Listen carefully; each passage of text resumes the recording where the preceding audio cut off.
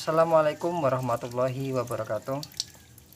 Saya ucapkan selamat pagi para petani ikan gabus dimanapun berada di seluruh Indonesia. Salam bertemu lagi bersama saya Iwan di channel YouTube Dunia Gabus Lampung, channel YouTube yang membahas seputar budidaya ikan gabus.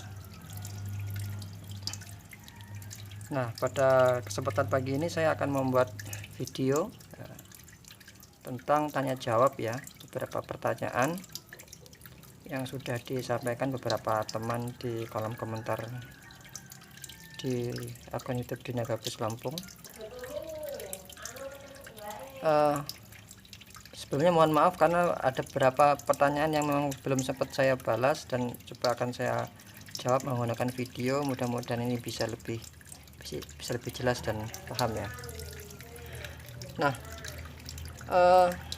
akan saya bacakan pertanyaan dari Ujang Barsubang ya. Bang, punya saya kolam ukuran 6x5, ada gabusnya beranak sendiri, perlu dipisah enggak? Gimana kalau enggak dipisah? Anaknya ya, anaknya dengan induknya. Oke. Jadi menurut pengalaman saya sejauh ini, untuk budidaya ikan gabus itu memang baiknya anaknya dipisah seperti ini. Punya saya ini dipisah ini. Nah, bagaimana kalau nggak dipisah? Nah, sebenarnya kalau tidak dipisah tidak apa-apa sampai umur tertentu ya, sampai umur mungkin 1 bulan 1,5 bulan tidak apa-apa. Tapi kenapa harus dipisah? Alasannya adalah jika dipisah nanti indukan itu akan fokus lagi untuk bertelur yang berikutnya, jadi dia tidak merawat anaknya. Itu yang pertama, agar induknya cepat bertelur kembali ya. Dan ketika memberi pakan indukannya kita tidak susah, karena kalau diberi ikan hidup takutnya nanti kayak lele misalnya, takutnya anaknya yang dimakan lelenya. Jadi kalau udah dipisah anaknya, jadi anaknya nanti aman. Kita fokus memelihara induknya, fokus memberi makan, dan dia nanti akan fokus untuk bertelur kembali. Itu alasan yang pertama.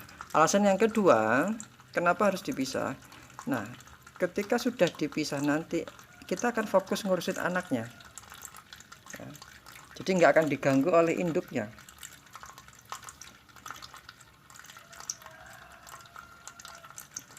Perawatan anaknya lebih mudah, kita dikasih di kolam-kolam kecil seperti ini ya kan.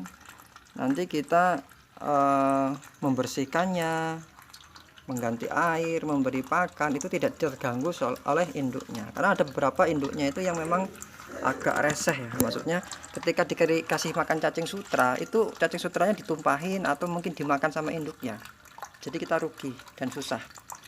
Jadi kalau dipisah nanti dia akan fokus makan cacing sutra, dia nanti akan lebih enak dalam merawat. Nah, ini barusan saya tuangkan cacing sutranya ya. Nah, itu alasan kedua ya, agar kita lebih mudah mengurus anaknya. Kemudian alasan yang ketiga, ketika kita dipisah nanti anaknya mudah-mudahan dia tidak akan kanibal, karena makannya terjamin, dia kenyang ya, seperti ini, makannya terjamin, dia makannya fokus, tidak ada anakan yang kelaparan. Karena kalau sama induknya bisa takutnya nanti terpisah-pisah, ada yang terpisah, ada yang makan, ada yang enggak, yang enggak makan kecil, yang makan besar. Jadi nanti lama kelamaan jika sudah di atas 1 bulan lebih, ikan itu nanti akan kanibal ya, akan kanibal karena pertumbuhannya tidak sama.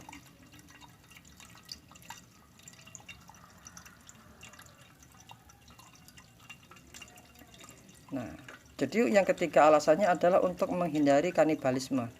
Karena kalau tidak dipisah nanti anaknya itu tumbuh sendiri-sendiri di kolam tersebut. Ada yang makannya bagus, ada yang makannya tidak. Nah, yang makannya bagus akan besar dan yang makan sedikit tidak akan besar.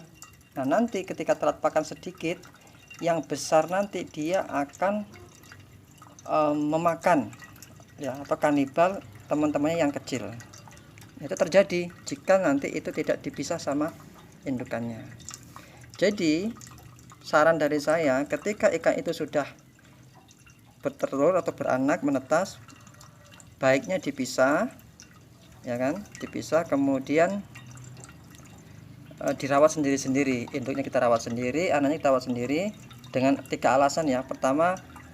Alasan pertama kenapa dipisah, saya rangkum bahwa biar indukannya fokus kita rawat dan agar indukannya fokus bertelur lagi.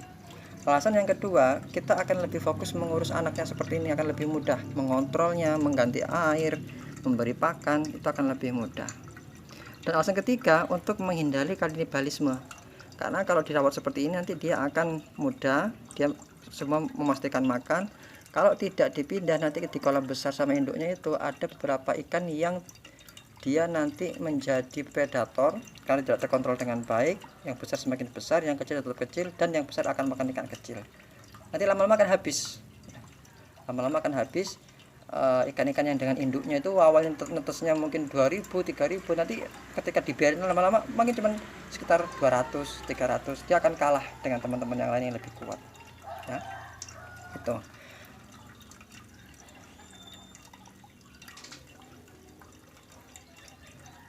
Oke, baik, mungkin itu saja info dari saya tentang apakah induk anaknya dipisah atau tidak. Maka jawaban saya dipisah dengan alasan-alasan tersebut.